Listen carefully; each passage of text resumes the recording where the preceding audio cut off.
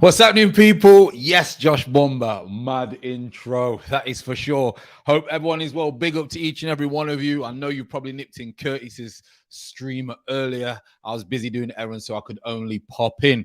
But glad to see everyone showing support to myself and Curtis as always.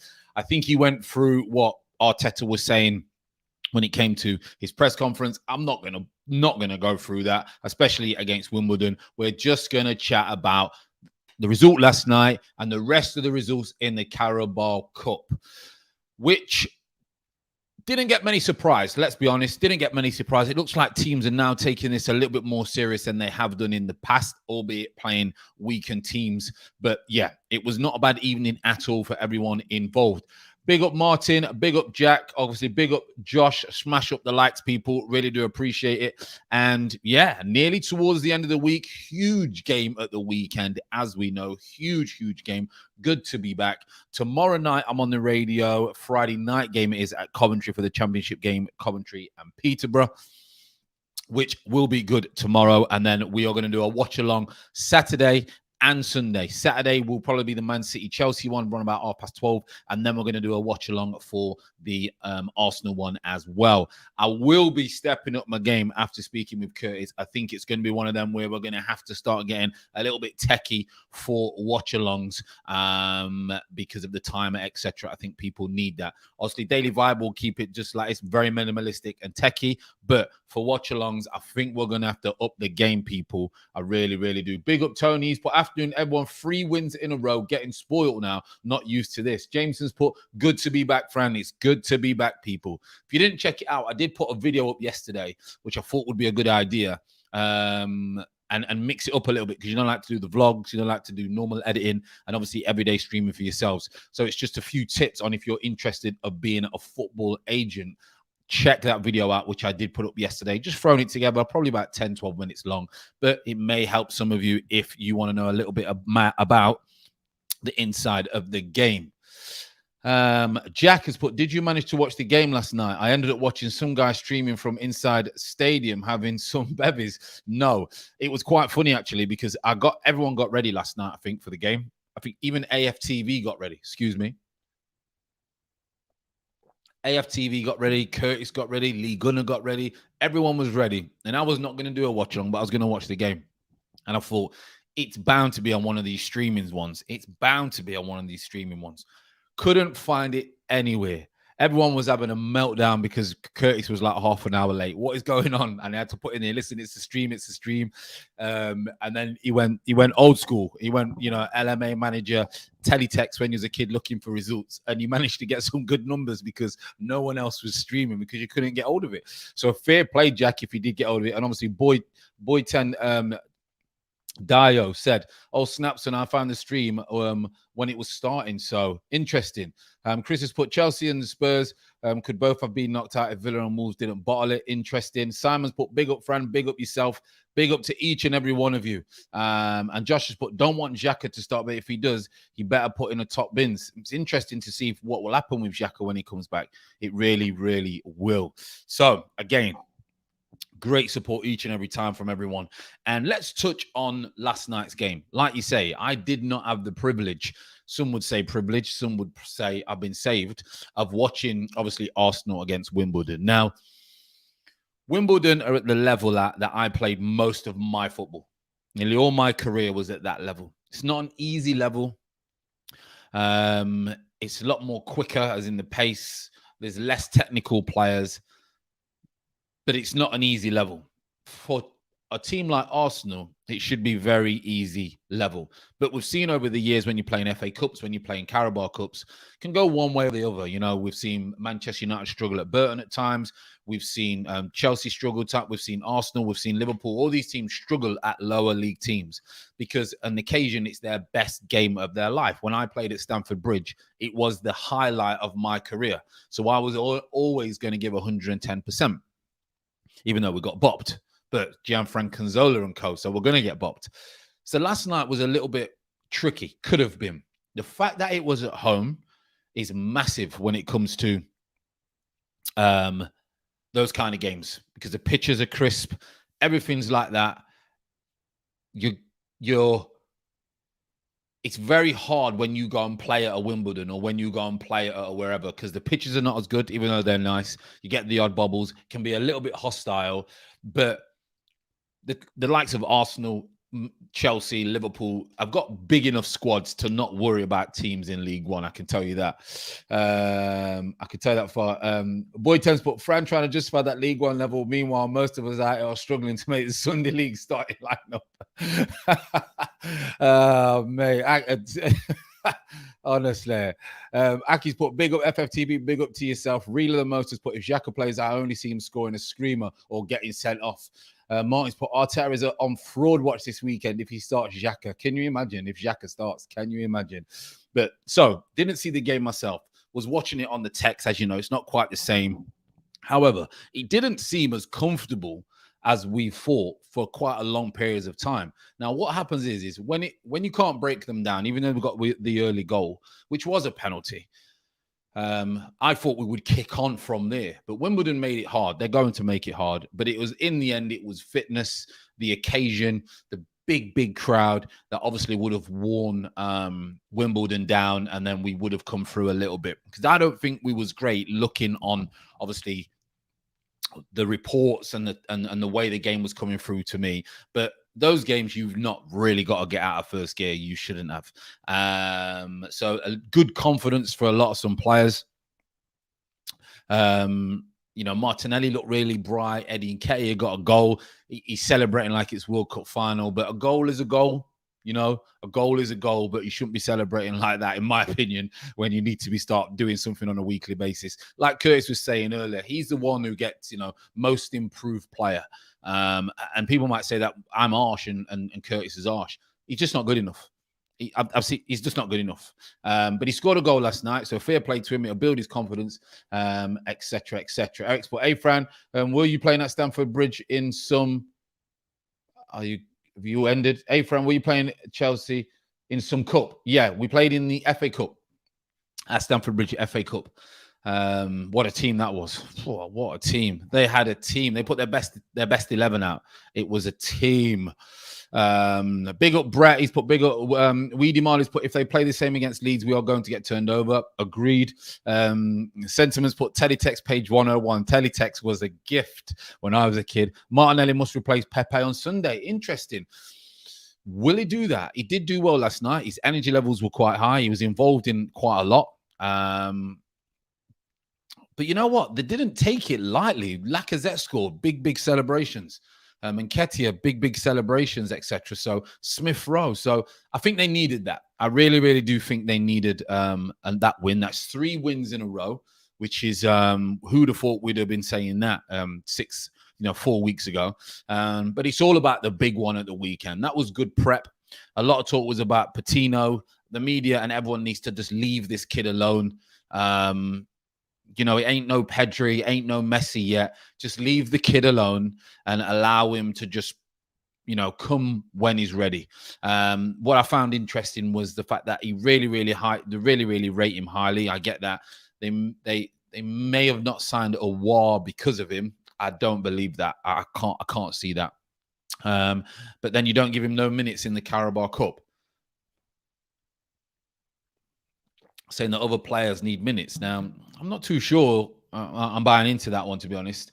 I'm not too sure I'm buying into that one. So we will see. No doubt he's a good talent. He's got ability. But like I said to someone in the chat earlier, I have seen thousands, not thousands, that's an exaggeration. Let's get it right. I've seen in the tens of kids at 18, 19, 17 who have been absolutely phenomenal. Jack Wilshere, Ravel Morrison. I could name a handful. And how many of them go on to be great? Very rare. So I just want us to protect this kid and keep him kind of away from the limelight. And I'm sure Arteta will ease him in the right way. I'm sure he will. But it's a good point what you're saying about Martinelli obviously replacing maybe Pepe at the weekend. Tomorrow on the Daily Vibe, we're going to go through. We're gonna go through what we think the team should be. How do you think we're going to get on? That's what we'll speak about tomorrow and a couple of the other Premier League games tomorrow. So all in all, I think that was a needed win. However, It was expected, let's be honest. So let's get a couple of comments and let's touch on a few things. Footy chats. Big up front. Hope you're good. Hope you are well. I'm blessed. Chris has put Martinelli hasn't been the same since his long-term injury. It seems that way, don't it? And in today's football, injuries, to be fair, don't really make as big an impact as they used to many, many years ago when you didn't have the technology to try and recover. But it's interesting that he's had such a bad return. Did you hear Barcelona looking at Patino? Does not surprise me at all. Teletext sees facts, pixelated. Remember that? Right in the final score, big back TV. Listen, I remember our TV. The first TV was on layaway, and you had to put £1 in the back, and the guy would come at the end of the month and take the pounds out, and you're paying the TV off while it's working. Crazy. Patino has been given the expectation of fixing our midfield. That kid is under some insane pressure. Any misplaced passes he makes when he plays are going to be all over Twitter dividing opinion. It's ridiculous. It's absolutely ridiculous. He shouldn't. Some would say, yeah, but Fabregas. I get that, but that's one every 100, 200, 400,000 maybe. Think about how many people play football. You know, probably one in 20,000 is a Fabregas. A Wayne Rooney, a Michael Owen. You know, not many play like because you're still a kid. You're not formed to be a man yet. You know, so be interesting to see when he gets his chance how good he is. What I hope they don't put him in a game where Arsenal won't have the ball and come under all the pressure. That's why I thought he may have had a chance to play last night. But there's other players that need minutes. Did you switch jerseys with some famous players? Didn't really much, to be fair.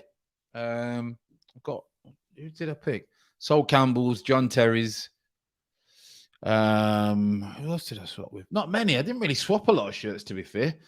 Didn't really swap a lot of shirts. I've been busy working, missing a few of your live chat. Glad I can catch you today. No problem, Simon. Listen, work has to be done, but make sure it's balanced.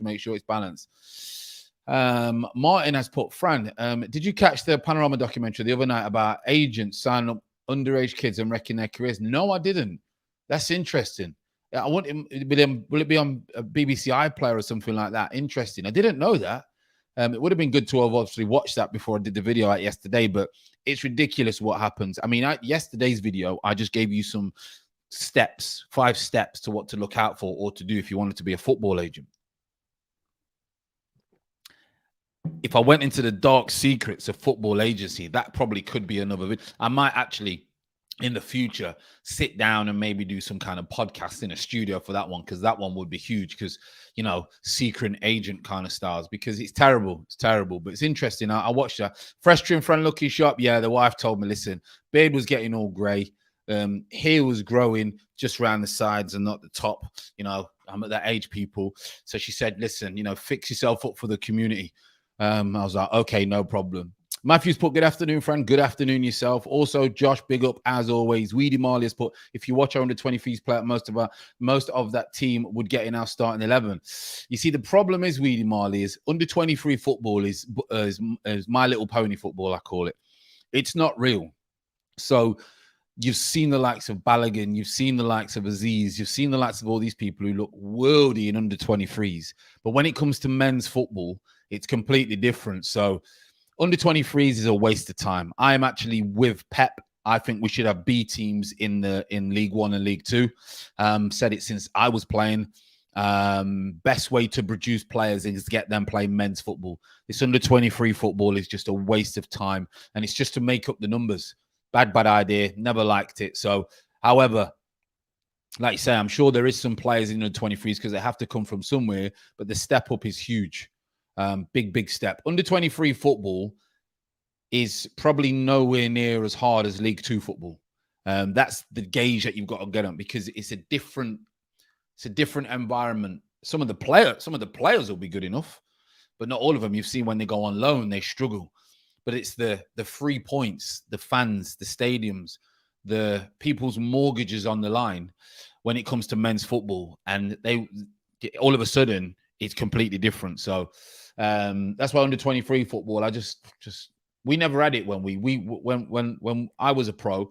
You played in the reserve league, and the reserve league was players who were coming back from injuries or players that didn't play on a Saturday.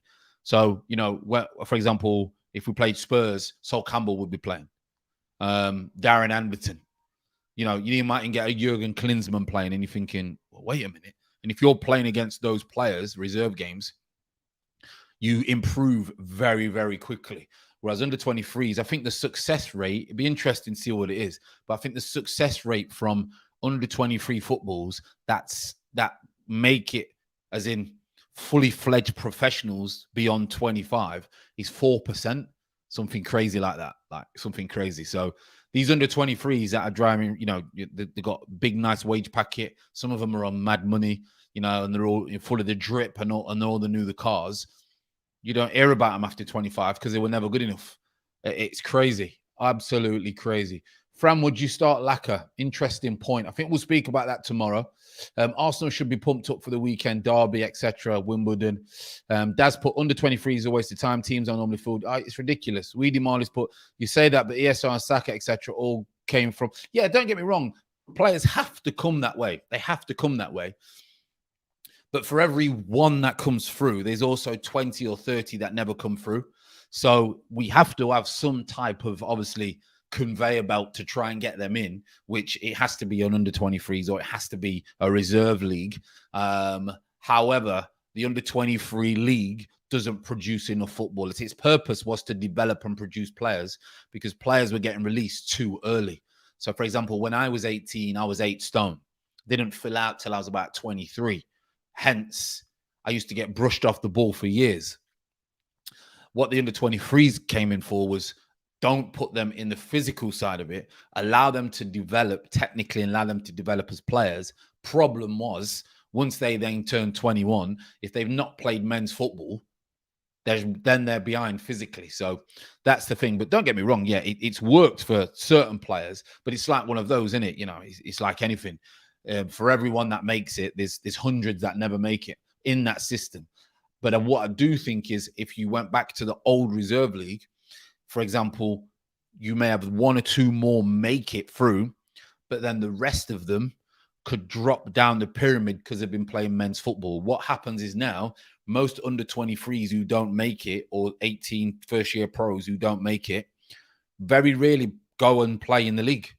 I think it's something like less than 1% because they've not had the education of playing against men. So, you know, that's the problem. When they get released or they're not good enough for under 23 Premier League academies, they're not good enough to go anywhere else. That's the problem. Perfect example, Balogun. I mean, everyone stopped talking about Balogun. I mean, it's crazy. Rumor has it 3 Newcastle players were asking to swap jerseys with Ronaldo.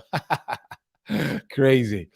Andre's put, it's true, Fran. Eddie had a better record than Balogun on 23's level, but you can see he isn't good enough to play week in, week out Arsenal. He's just not good enough. And he went championship and couldn't hit a barn door. You know, he's championship at best in Nketiah, at best.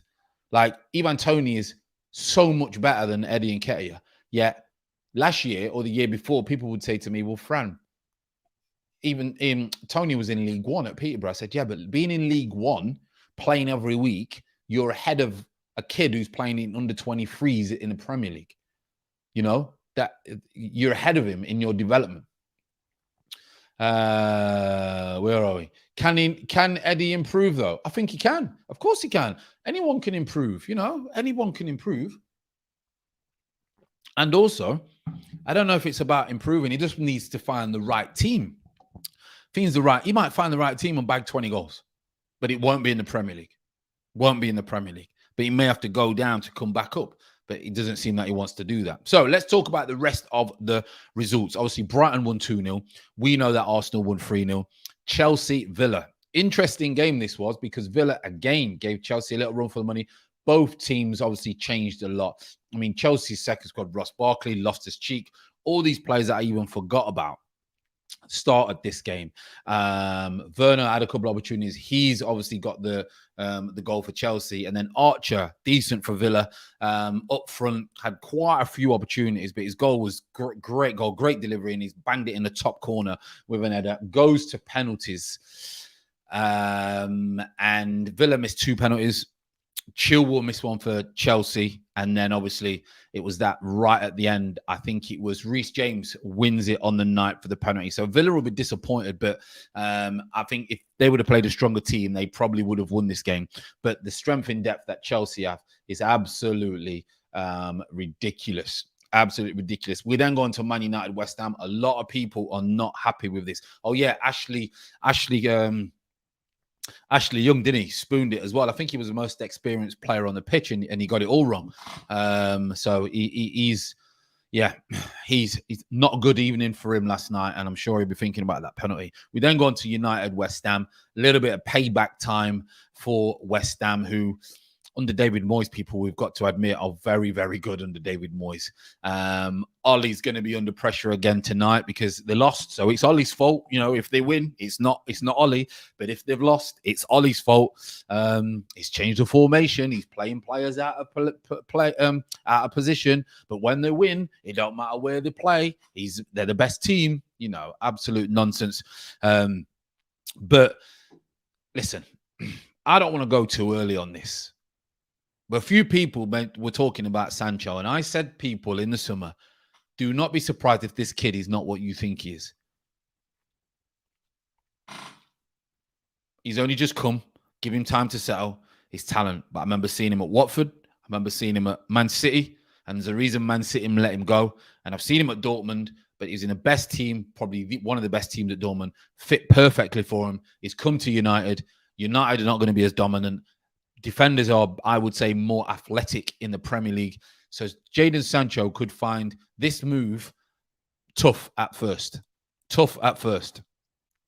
And a lot of people thought I was crazy when I said that. But I said, listen, I've seen him firsthand for a long time, but I think he can be good.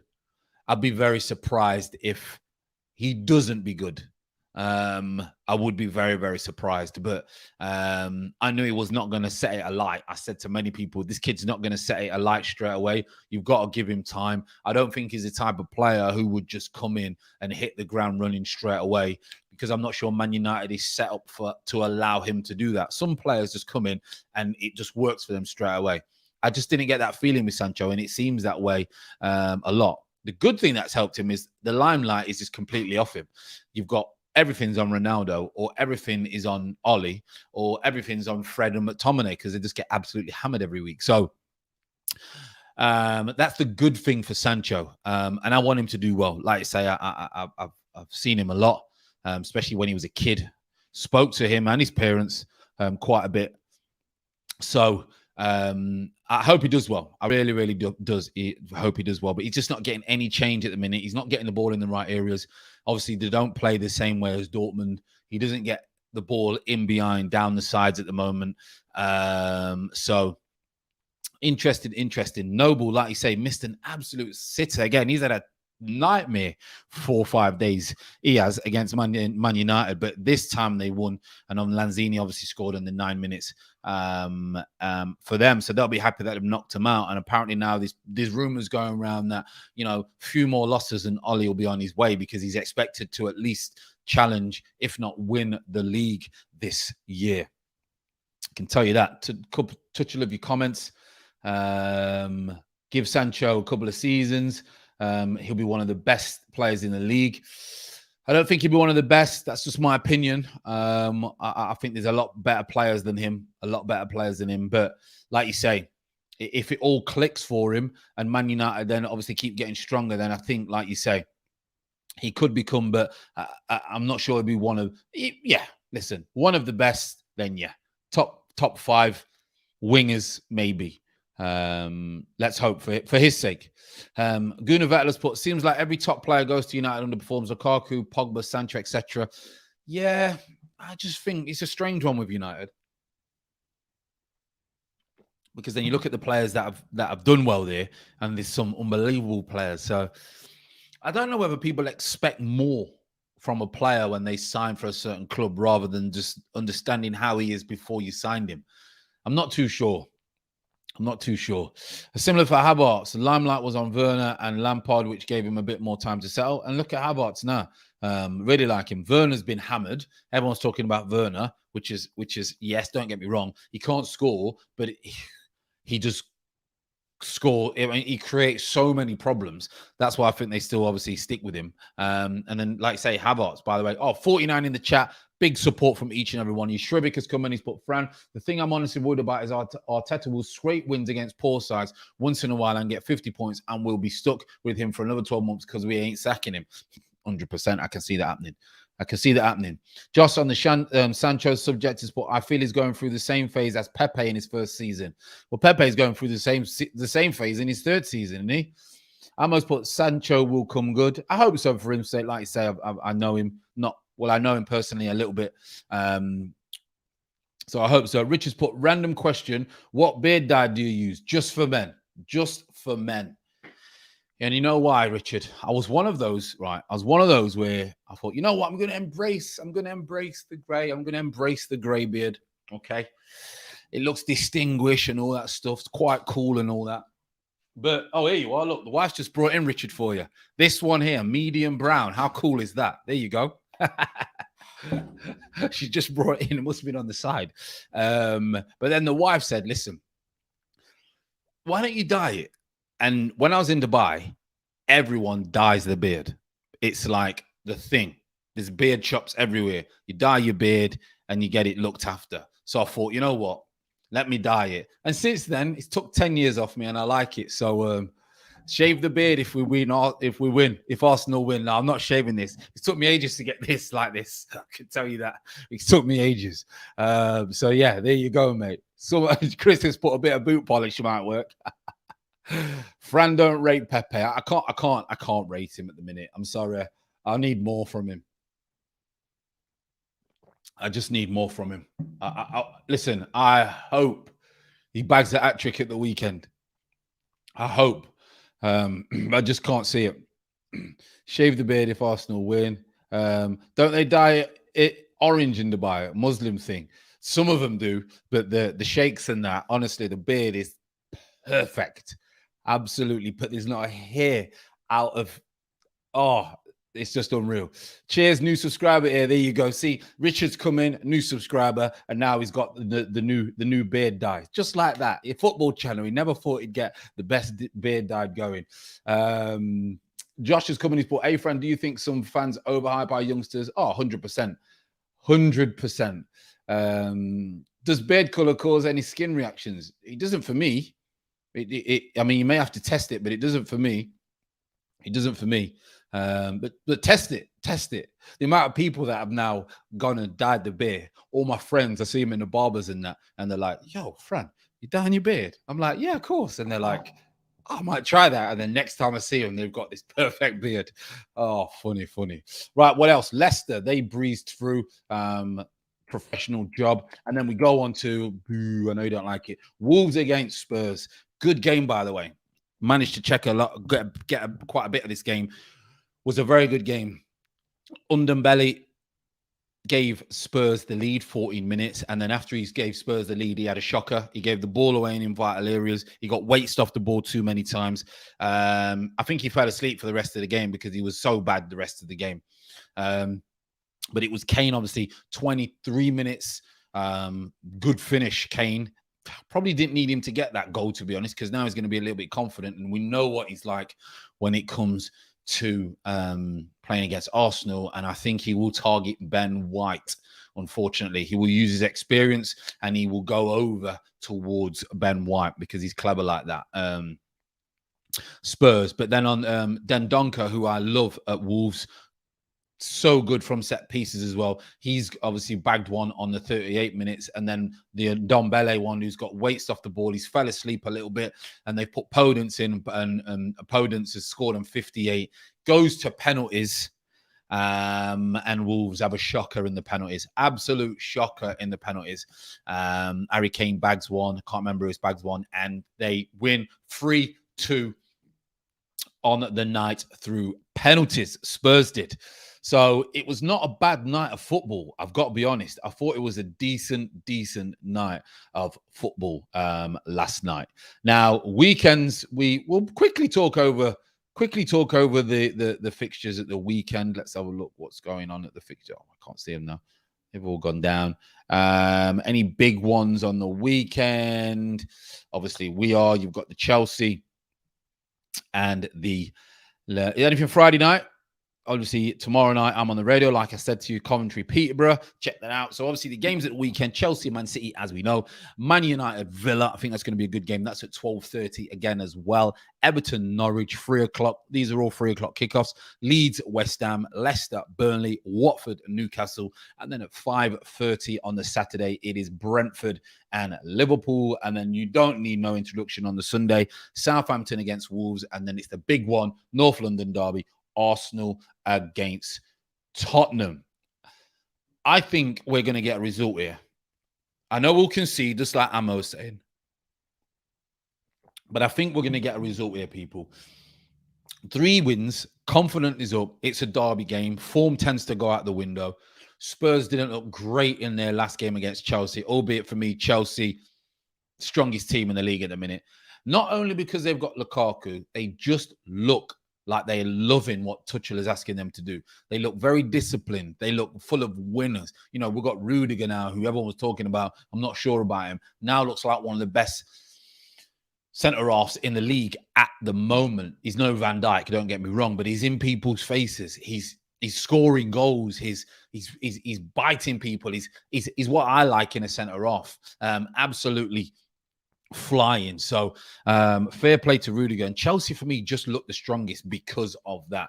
So interesting to see how they're going to get on at the weekend, because Pep's lost his last 3 against Tuchel. Tuchel. And the final, Pep overthought it. He should have just kept it simple. And if he doesn't do that, Pep wins that Champions League final. But he's tried to outdo Tuchel with, like, you know, a game of chess. He's overthought things, etc. So to be fair to Pep, he now needs to come up with something against Chelsea. I can tell you that. Jack, as always, phenomenal support. He has come in with a super chat and he has said, got to head out now, mate. Thanks for the stream and enjoy the rest of your day, bro. Always big up everyone in the chat. Big respect to you, Jack, as always. Great support. I know we speak behind the scenes as well. Have a great day. Take care. Enjoy whatever you need to do. And I'm sure we will see you tomorrow. So a big shout out to Jack. Support's awesome as always. So it's interesting what's going to go over the Premier League. I just want to ask a few questions because we've gone through things now. We're on 35 minutes, people. If Arteta wins on Sunday, okay, by the crowd last night, the crowd was huge for a Carabao Cup game. Do you think he's now starting to win over the core? I won't say the core because that's wrong. The hardcore fans, because the hardcore fans are probably going to be against it. The majority of the so-called modern day fan. Do you think Arteta is now starting to win over that because the club have backed him, because it seems like they're never going to sack him, and he's got a couple of results now, and that kind of keeps people quiet, don't it? Smooths over the cracks.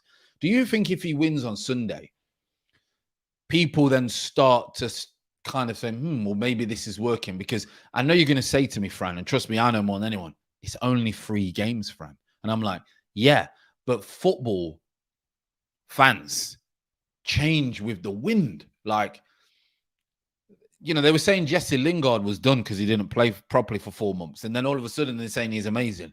So people change their mind like the wind. Do you think that he's starting to turn the fans over by the way that he is? It's interesting to see what you say in the chat. Let me see what you say.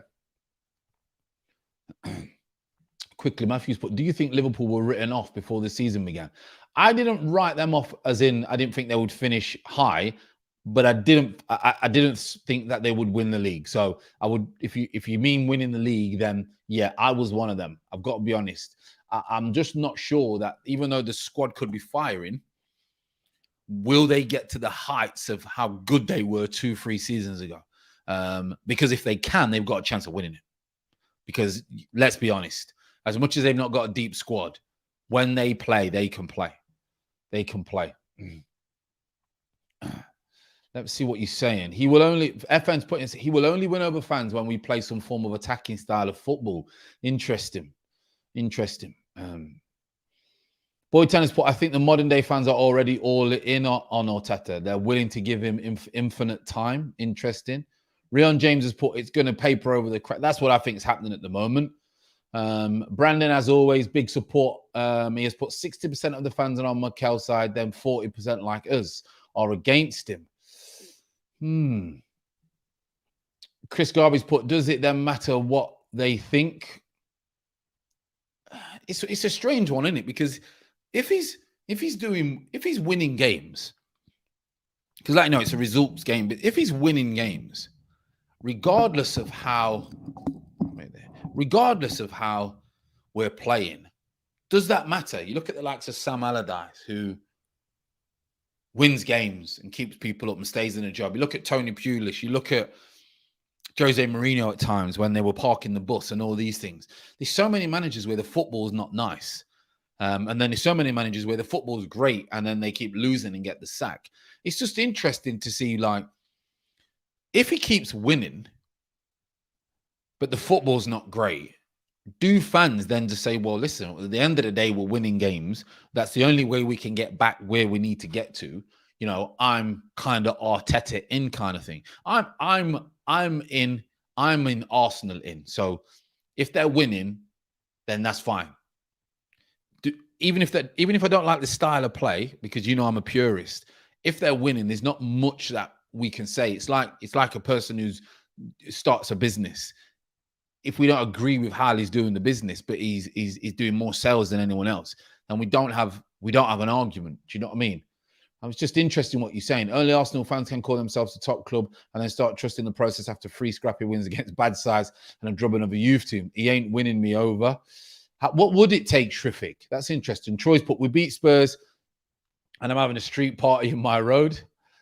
Timothy's put, hope so, Fran. Big up to yourself. Tony C's put, not yet because our performances are still not good, but a win against Spurs will get him some credit. The board weighs fan opinion highly. Just look at Wenger and Emre. Interesting.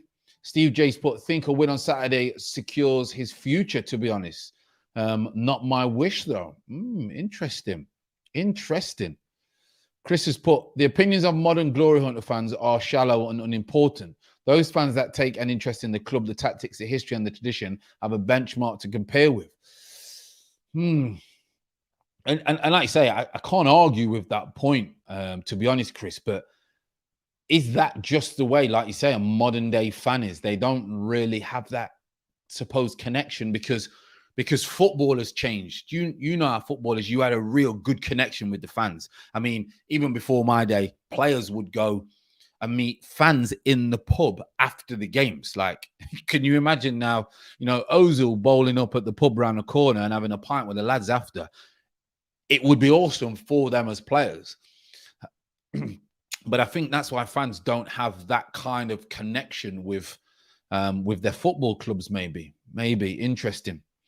Trivik's put, I imagine, to my answer for my question. For me, he has to get us into the top 4 or win a league because he wasted all of that last season to give him more time. He obviously ain't capable of achieving either of those targets. So, yeah. I mean, does he... I was going to say, does he have the budget? But he has spent the money. He has spent the money to be challenging, I suppose. Chelsea Australia's companies put, big up Fran from Australia, big up from yourself, other side of the world. Fascinating what technology can do by the touch of a button.